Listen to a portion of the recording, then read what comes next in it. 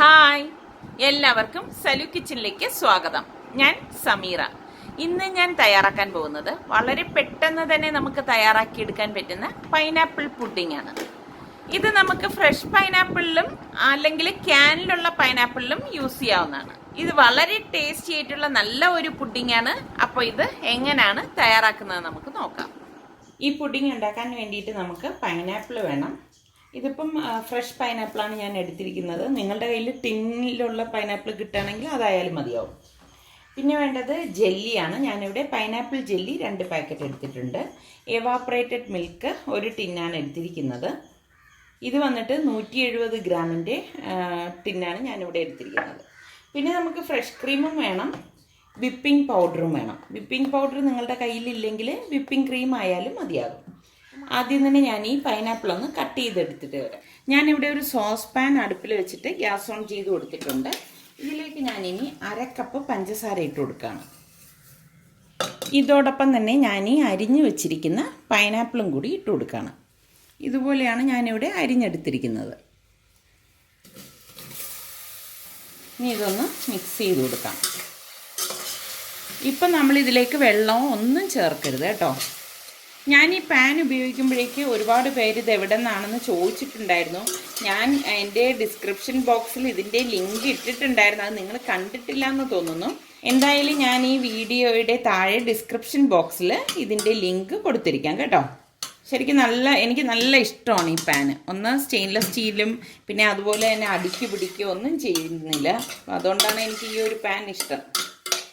കണ്ടോ, ഇപ്പോൾ പഞ്ചസാര ഇത് മെൽറ്റായി വന്നിട്ടുണ്ട്. നിങ്ങൾക്ക് കാണാമല്ലോ, ഒട്ടും വെള്ളം ചേർത്ത് ഇരിക്കുകയോ ഒന്നും ചെയ്തിട്ടില്ല. ഇതിൽ കിടന്ന് ഒരു 5-10 മിനിറ്റ് ഇതൊന്ന് ഇളക്കിക്കൊണ്ടിരിക്കണം. നമ്മൾ ഒരുപാട് വേകാനായിട്ടൊന്നും നിൽക്കണ്ട കേട്ടോ.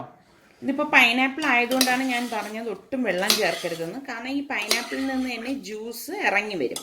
പിന്നെ ഉള്ളത് പഞ്ചസാര മെൽറ്റായി വരുമ്പോൾ കണ്ടോ ഇതുപോലെ ഇരിക്കും. ഇതിപ്പോൾ ഏകദേശം ഒരു 5 മിനിറ്റ് ആയിട്ടുണ്ട്. ഇനി നമുക്കിതിലേക്ക് ജെല്ലിയുടെ 2 പാക്കറ്റ് പൊട്ടിച്ചിട്ട് കൊടുക്കാം. പൈനാപ്പിൾ ജെല്ലിയാണ് നമ്മൾ ഇതിനായിട്ട് ഉപയോഗിക്കുന്നത്. ഇതിപ്പോൾ ഞാൻ ദുബായിൽ നിന്ന് വന്നപ്പം കൊണ്ടുവന്ന ജെല്ലിയാണ്. ഈ ഗ്രീൻസ് കമ്പനിയുടെ നല്ല ജെല്ലിയാണ് കേട്ടോ. പക്ഷെ ഇവിടെ അത് കിട്ടുമോയെന്നുള്ള എനിക്കറിയത്തില്ല. നമ്മുടെ നാട്ടിലാണെങ്കിൽ നമ്മുടെ നാട്ടിൽ കിട്ടുന്ന ഏത് ജെല്ലി ആയാലും മതിയാവും. ഇപ്പം ഈ പാക്കറ്റ് ജെല്ലി നമ്മൾ ഇതിലേക്ക് ഇട്ട് കൊടുക്കാം. 2 പാക്കറ്റ് ഇതിലേക്ക് ഇട്ട് കൊടുക്കാം.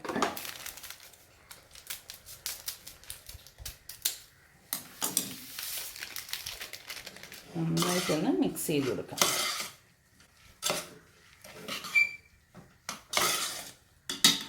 അതായത് ഈ പഞ്ചസാരയും ജെല്ലിയും പൈനാപ്പിളും എല്ലാം കൂടിയിട്ട് ഇതിൽ നന്നായിട്ടൊന്ന് മിക്സ് ആവട്ടെ.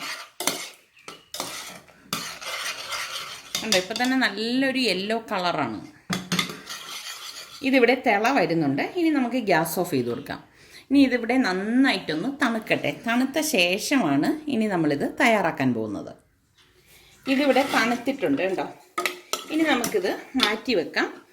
ഇതിനിടയിൽ നമ്മളിനി കുറച്ച് ബ്രെഡ് എടുത്തൊന്ന് കട്ട് ചെയ്തെടുക്കാം. ഇതുപോലെ 6-7 ബ്രെഡ് എടുക്കണം. ബ്രെഡ് എടുത്തിട്ട് ഇതിൻ്റെ അരികൊന്നും കട്ട് ചെയ്യേണ്ട ആവശ്യമില്ല കേട്ടോ. ഇത് ബ്രെഡിനെ ചെറുതായിട്ടൊന്ന് കട്ട് ചെയ്തെടുക്കാം.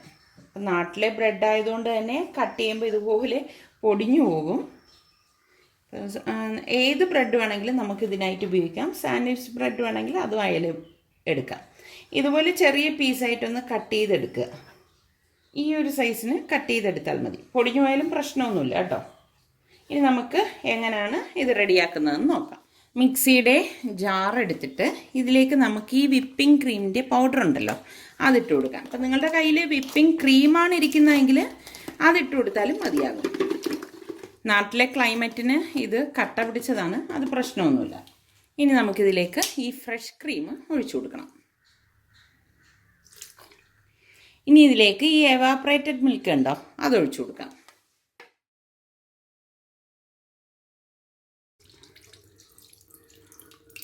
ഇനി അത് ഒന്ന് അടിച്ചെടുക്കാം. അടിച്ചെടുത്ത ശേഷമാണ് ബാക്കിയുള്ളത് നമ്മൾ ചേർക്കുന്നത്. ഇത്രയും മതിയാകും.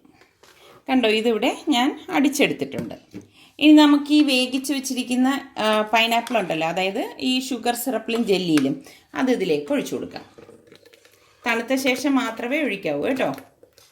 ഞാനിവിടെ 1/4 ഭാഗം ഒഴിച്ചിട്ടുണ്ട്, 1/4 ഭാഗം ഞാനിവിടെ മാറ്റി വെച്ചിരിക്കുകയാണ്. ലാസ്റ്റ് മിക്സ് ചെയ്യാൻ വേണ്ടിയിട്ടാണ് 1/4 ഭാഗം ഞാനിവിടെ മാറ്റി വെച്ചിരിക്കുന്നത്. വീണ്ടും ഇത് നന്നായിട്ടൊന്ന് അടിച്ചെടുക്കാം. ശരിക്കും ഗ്രീൻസിൻ്റെ ജെല്ലി പൗഡർ ആയതുകൊണ്ടാണ് ഈ ഒരു കളർ കേട്ടോ. ഇപ്പോൾ ഗൾഫിലൊക്കെ ഉള്ളവരാണെങ്കിൽ ഗ്രീൻസിൻ്റെ ഉപയോഗിക്കുന്നതായിരിക്കും നല്ലത്. ഇപ്പോൾ കണ്ടോ, ഇത് ഇവിടെ നന്നായിട്ട് അടിച്ചെടുത്തിട്ടുണ്ട്. ഇനി നമുക്കിതൊരു ബൗളിലേക്ക് മാറ്റാം.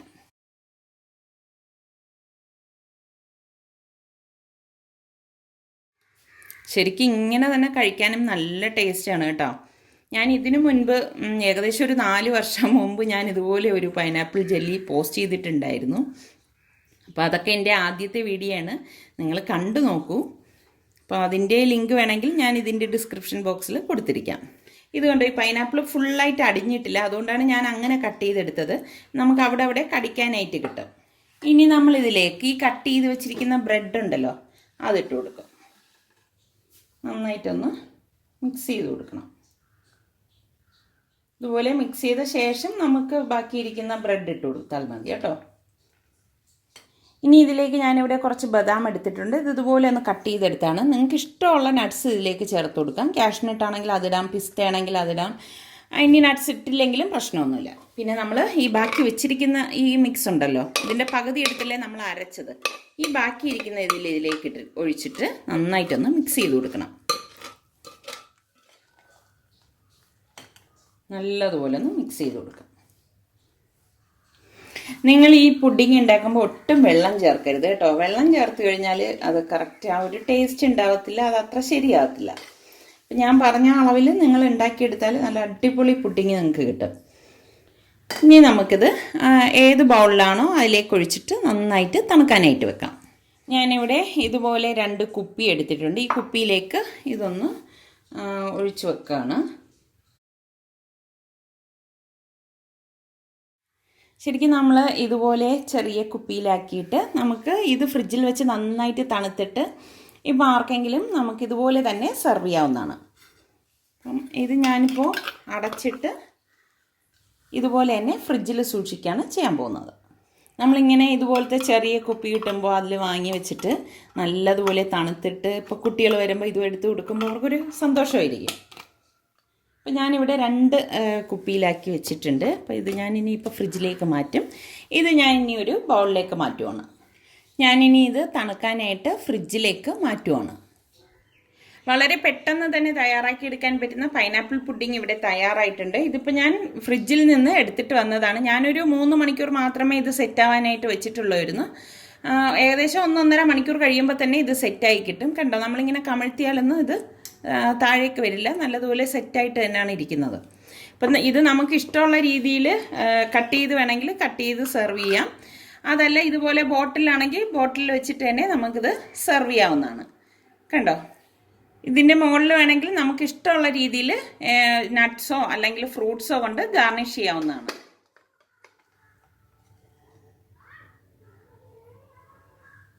കണ്ടോ, ഇതുപോലെ നമുക്ക് ഈ പുഡിങ് പ്ലേറ്റിലേക്ക് മാറ്റുവാൻ സാധിക്കും. അതല്ലാന്നുണ്ടെങ്കിൽ നമുക്കിത് കട്ട് ചെയ്തും ഉപയോഗിക്കാവുന്നതാണ്.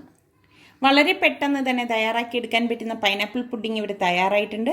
അപ്പം നിങ്ങളെല്ലാവരും ഇത് ട്രൈ ചെയ്ത് നോക്കി. നിങ്ങൾക്കിത് ഇഷ്ടമാണെങ്കിൽ ഇതിൻ്റെ ലിങ്ക് ഷെയർ ചെയ്യുവാനും ലൈക്ക് ചെയ്യുവാനും കമൻറ്റ് ചെയ്യാനും മറക്കണ്ട. അതുപോലെ തന്നെ സലു കിച്ചൻ സബ്സ്ക്രൈബ് ചെയ്തിട്ടില്ലാത്തവരുണ്ടെങ്കിൽ ഈസി റെസിപ്പികൾക്കായി സലു കിച്ചൻ സബ്സ്ക്രൈബ് ചെയ്യാൻ മറക്കരുതേ.